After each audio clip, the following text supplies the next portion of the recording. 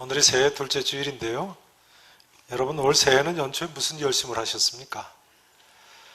어떻게 진행이 잘 결심대로 되고 계십니까? 작심 3일이라고 벌써 마음이 변하시면 안 되는데요. 어떤 통계에 보니까요, 새해 가장 많은 사람들이 하는 결심이 살 빼는 거라고 그러더라고요. 살 빼는 거. 네.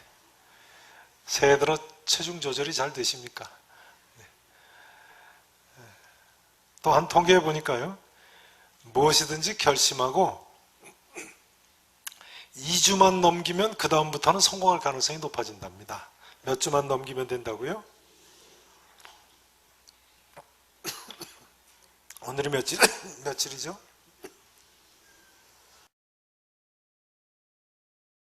네, 1월 12일이니까요.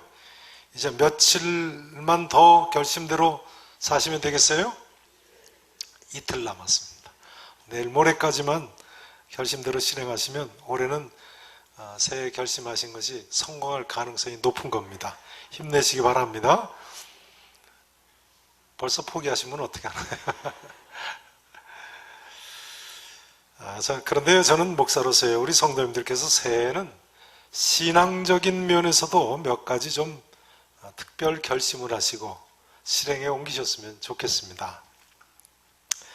그 중에 첫 번째는 결심하시고 하나님을 더 찬송하는 삶을 사실 수 있었으면 좋겠습니다. 더 뭐 하시자고요? 찬송이 얼마나 좋은 것인데요.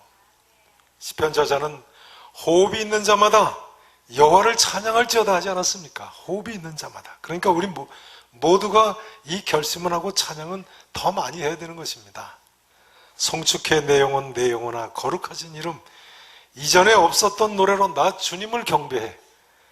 해가 뜨는 새 아침 밝았네. 이제 다시 주님 찬양하며 우리가 새해를 송구영신 예배 때 열지 않았습니까?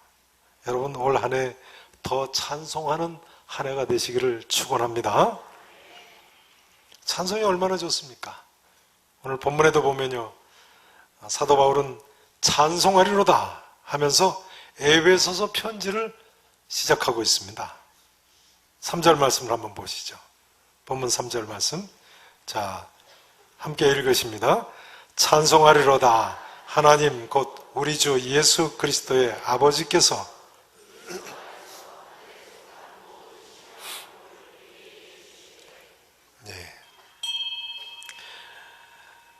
사도 바울은 이처럼 찬송하리로다 하면서 에베소서 편지를 시작하고 있습니다. 바울은 에베소서 1장 3절에서 14절을 보시면요, 편지를 시작하면서 먼저 삼위일체 하나님께 각각 찬송을 돌리고 있습니다.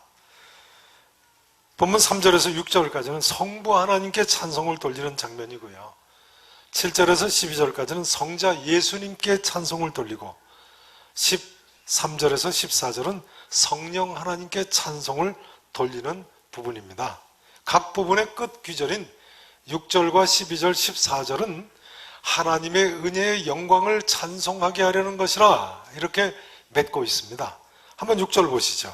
6절 보세요. 제가 봉독드립니다. 이는 그가 사랑하시는 자 안에서 우리에게 거저주시는 바 그의 은혜의 영광을 뭐하게 하려는 것이라고요? 찬송하게 하려는 것이라. 그 다음 12절도 보세요.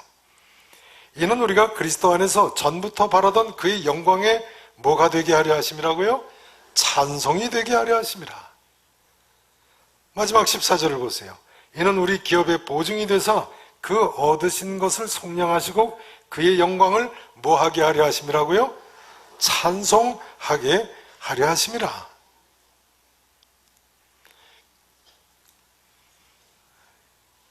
오늘은 그 첫 부분인 3절에서 6절 성부 하나님께 찬송을 돌리는 부분을 잠깐 생각을 해보시도록 하겠습니다.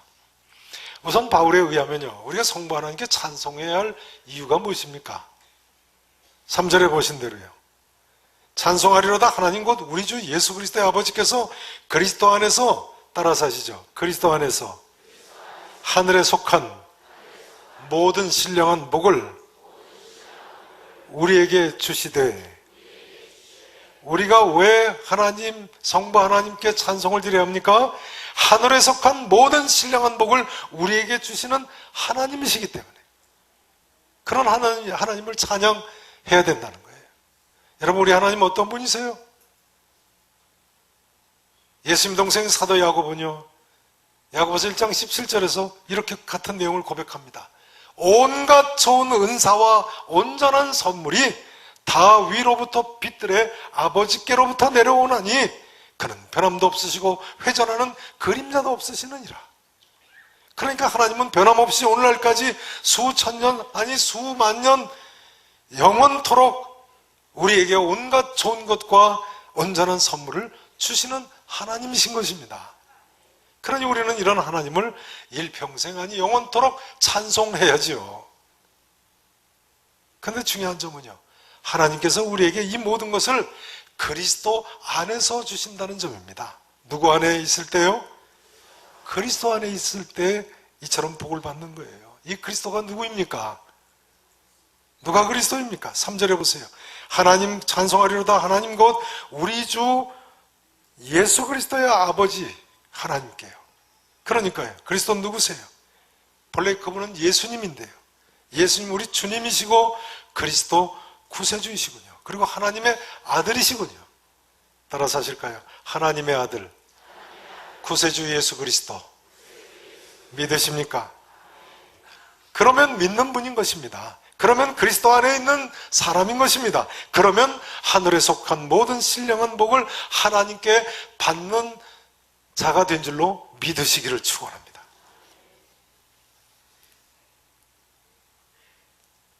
그런데요, 이처럼 하나님께서는 우리에게 하늘에 속한 모든 신령한 복을 주시고 온갖 좋은 은사, 온갖 선물을 주시는데요, 그 중에서도 가장 최고의 선물이 무엇입니까? 최고의 신령한 복이 무엇입니까?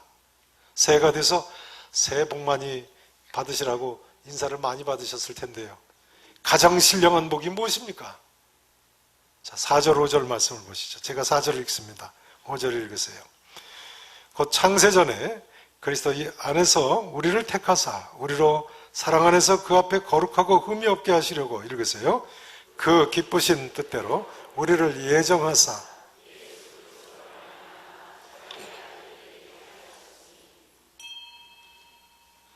가장 신령한 복이 뭐예요? 그것은 우리가 하나님의 아들딸이 된 것입니다. 예수 그리스도로 말미암아 자기의 아들들이 되게 하셨다고 하지 않습니까? 여러분, 우리는 예수 그리스도로 말미암아 이제는 하나님의 아들딸들이 됐습니다. 우리가 이 사실을 인하여 하나님께 항상 찬송을 돌려야 되는 것입니다. 병 고침 받고 직장에서 승진하고 사업 잘 되고 자녀들 잘 되고 각양의 은사를 받고 은혜를 받는 것 다 좋습니다. 그러나 예수 그리스도로 말미암아 하나님의 아들딸이 된 것을 여러분 최고의 복인 줄로 믿으시기 바랍니다. 다른 어느 것보다도 먼저 그 사실을 인하여 하나님을 찬송하며 일평생 사시기를 진심으로 축원합니다. 이제 본문에서 사도 바울은요, 하나님께서 창세전에 그리스도 안에서 우리를 택하셨다고 고백하고 있습니다. 방금 읽으신 4절 5절 말씀이죠. 하나님께서 어떤 방법으로 자기의 아들, 딸이 되게 하셨다고요? 창세전에 그리스도 안에 우리를 택하사. 또 5절에 보시면 그 기쁘신 뜻대로 우리를 뭐 하셨다고요? 예정하사. 한마디로 하나님께서는 주권적으로 우리를 예정하시고 선택하셔서 하나님의 아들, 딸들이 되게 하셨다는 거예요. 여러분, 우리가 예수 믿고 하나님 자녀 된 것, 그건 우연히 된 일이 아닙니다. 창세전부터 하나님께서 예정하셨다니까요. 나무개가 남달리 뛰어나고 무슨 능력이 있어서, 남다른 지혜가 있어서 믿으려고 노력해서 우리가 하나님 자녀 된 것 아닙니다.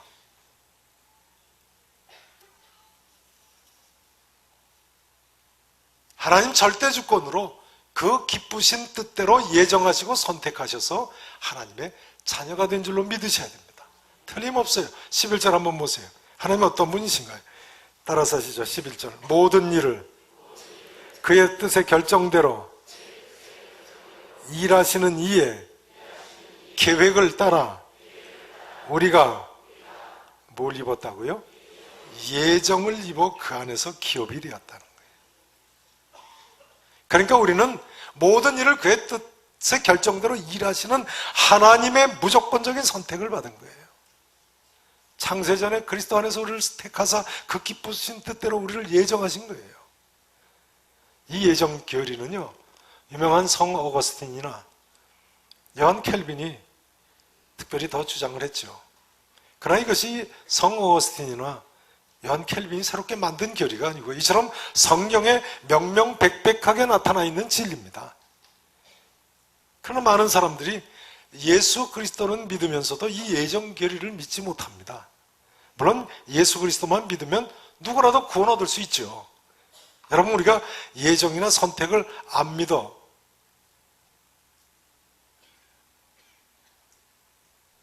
안 믿는 사람이 있다고 해보자. 그분 구원 받습니까? 못 받습니까? 못 받아요? 예정이나 선택을 안 믿어도 예수 그리스도만 믿으면 구원 받습니다. 예수님이 나는 죄인인데 내 죄를 사주셨다고 믿으면 구원 받아요. 그러나 성경은 분명히 우리가 이처럼 하나님의 예정과 선택으로 하나님 자녀가 되었다고 가르치지 않습니까? 그러니까 이대로 받아들여야죠. 성경이 분명히 이 사실을 이야기하고 있거든요. 로마서 9장을 한번 보세요. 로마서 9장. 신약성경 215페이지입니다.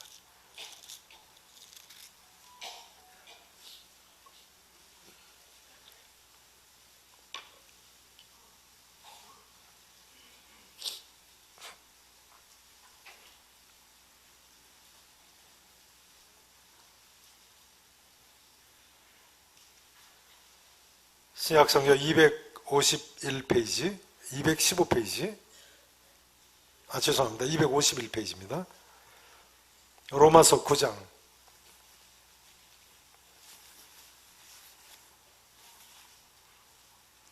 15절을 보십시오. 15절. 16절인데요. 제가 15절 읽겠습니다. 16절 읽으세요. 모세에게 이르시되 내가 긍휼히 여길 자를 긍휼히 여기고 불쌍히 여길 자를 불쌍히 여기리라 하셨으니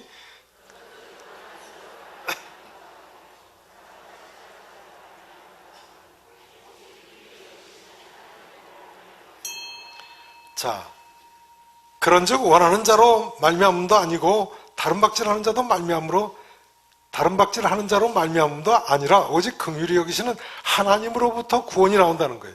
지금 이 이야기를 사도 바울이 무슨 이야기를 하면서 하는 말씀입니까? 그 다음 10절을 보세요. 그 위에 10절을 보세요. 그뿐 아니라 또한 리브가가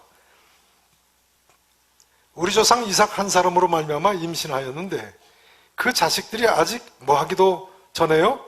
나지도 아니하고 무슨 선이나 악을 행하지도 아니한 때에 뭘 따라서 된다고요?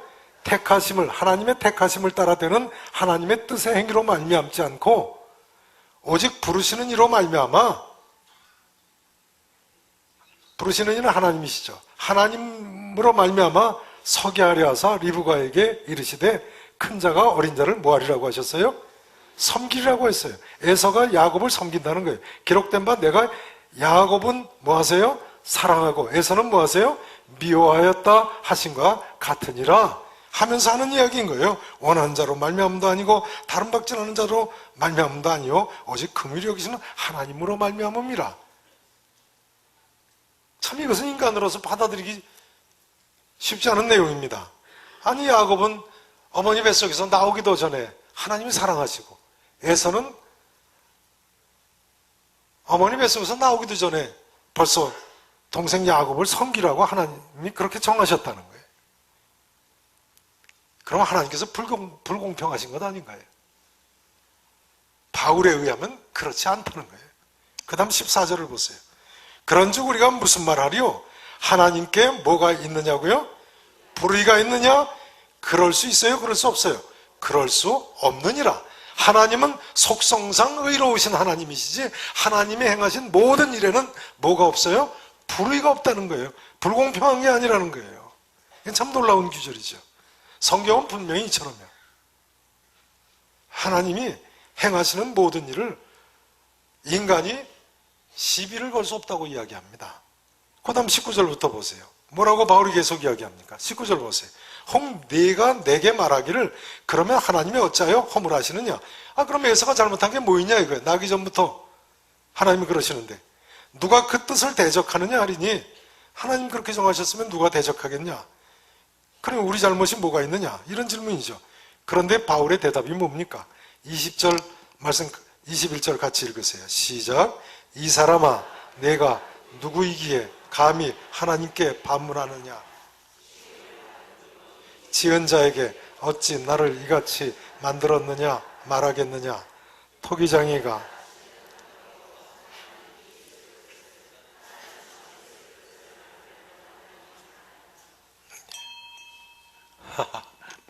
토기장이가 진흙 한 덩이 가지고 귀 쓸 그릇 또 천이 쓸 그릇 만들듯이 하나님이 하나님 주권으로 그렇게 하신 거라는 거예요. 그러므로 우리가 하나님한테 따질 수 없다는 거예요. 하나님은 결단코 불의한 분이 아니시라는 거예요. 하나님이 다 알아서 하시니까 걱정하지 말라는 이야기. 감리교도나 성결교도들 같이 소위 알미니언들은 이 사실을 특별히 더 받아들이지를 못하죠. 알미니언들은 인간은 하나님의 예정이 아닌 자신의 자유의지에 따라서 믿음으로 구원을 받는다고 주장합니다. 그러나 그렇지 않은 것이 분명합니다. 여러분, 다메섹 도상의 사도 바울, 무슨 믿으려는 자유의지가 있었습니까? 바울이 하나님의 전적인 은혜로 믿게 됐습니까? 아니면 자유의지로 믿어서 은혜 받게 됐습니까?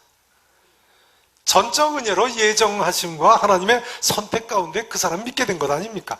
바울이 무슨 믿으려는 의지가 털끝 하나만큼이라도 있었습니까? 그야말로 하나님께서 그 기쁘신 뜻대로 강권적으로 그 사람에게 은혜를 베푸셔서 하나님의 아들이 되게 하셨어요. 이해 없으시죠? 그런데요, 사실은 바울만이 아니고 우리 모두가 허물과 죄로 죽었던 사람들인데요.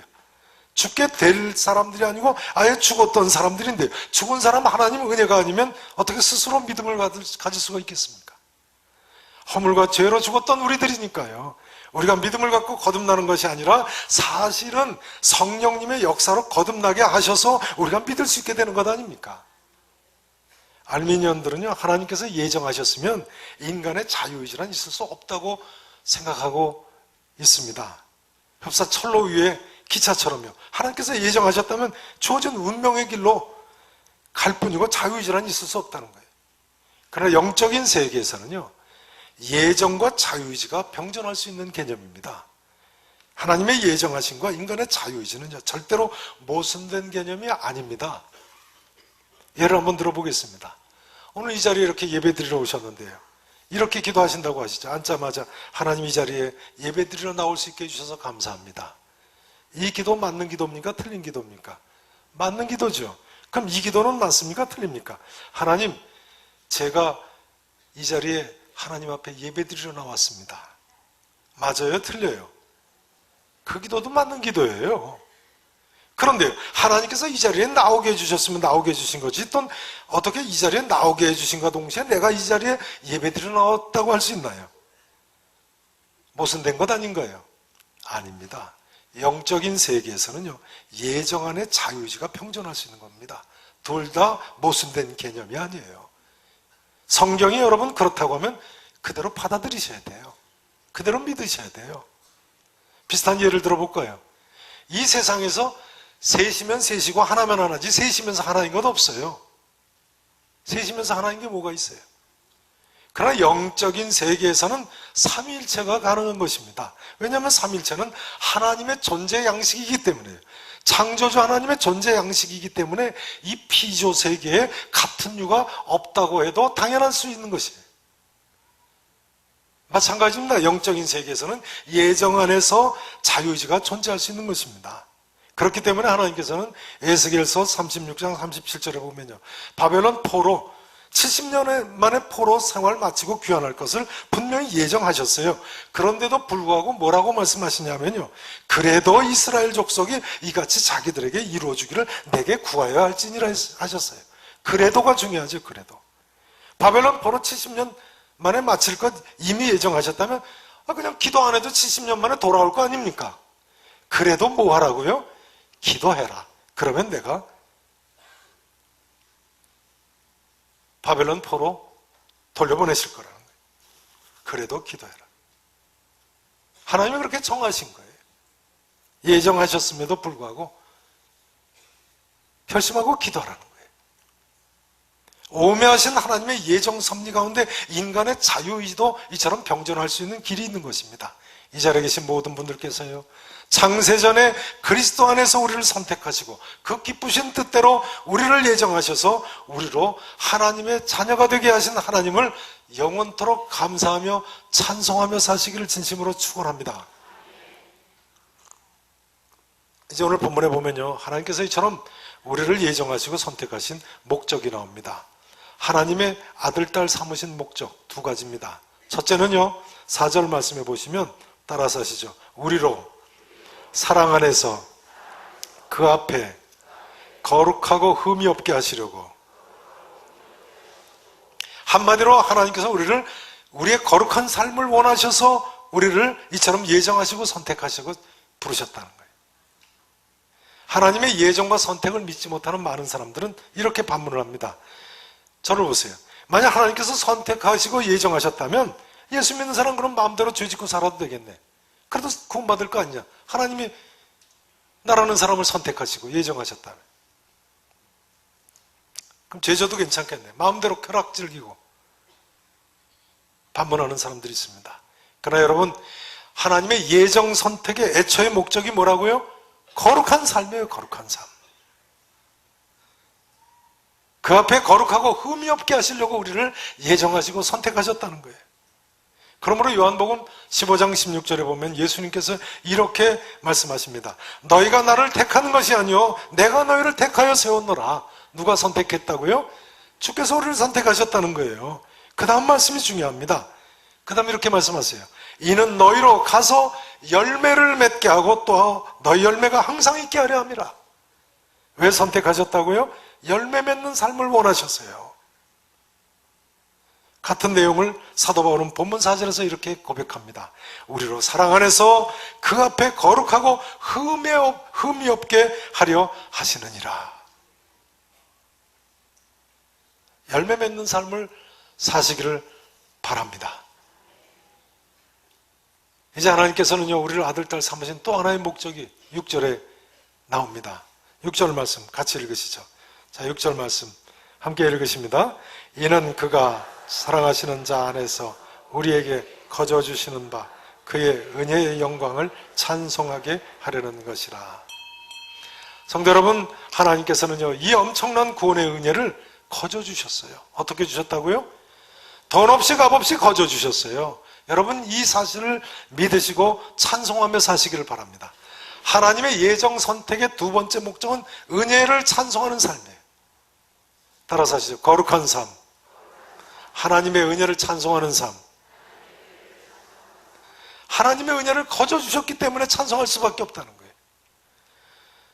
인간 세계는 그런 공짜라는 건 없죠. 전에 신학교 다닐 때 부산 부전교회 돌아가신 고 한병기 목사님께서 예정론을 가르치시는데 그런 말씀을 하시더라고요. 부전교회 성도 중에 부산 자갈치 시장에서 생선 장사를 하는 청년이 있는데 어느 날은 하도 물건이 안 팔리니 생선이 안 팔리니까 리어칼 생선에 가득 싣고는 그렇게 외쳤다는 거예요. 물 좋은 생선 거저요, 거저 가져가세요. 근데 사람들이 한 사람도 거들떠보질 않더랍니다. 거저준다니까. 그래가지고 말을 바꿨다고 그래요. 물 좋은 생선 싸게 팝니다. 그랬더니 사람들이 우르르 몰려들더라고요. 근데 사실은 언제 몰려들어야 돼요? 거저준다는 데는 안 오더니 왜 싸게 준다니까. 이 세상에 거저가 어디 있습니까? 그러나 여러분, 영적 세계는 거저가 있습니다. 생각해보면 영적 세계에서는 거저여야만 하는 것 아니겠습니까? 거저 주시는 거니까 은혜라고 부르는 거죠. 은혜라고. 이 자리에 계신 모든 분들께서요, 하나님 아버지의 이 거저 주시는 은혜를 진실로 믿으시기를 바랍니다. 사실 우리가 돈 주고 살 수 있는 것보다 귀한 것들은 하나님께서 다 거저 주십니다. 우리가 지금 숨쉬는 공기, 우리의 생명, 대자연, 우리 부모님이나 형제들 다 하나님 우리한테 거저 주는 거예요. 언제 돈 주고 샀습니까?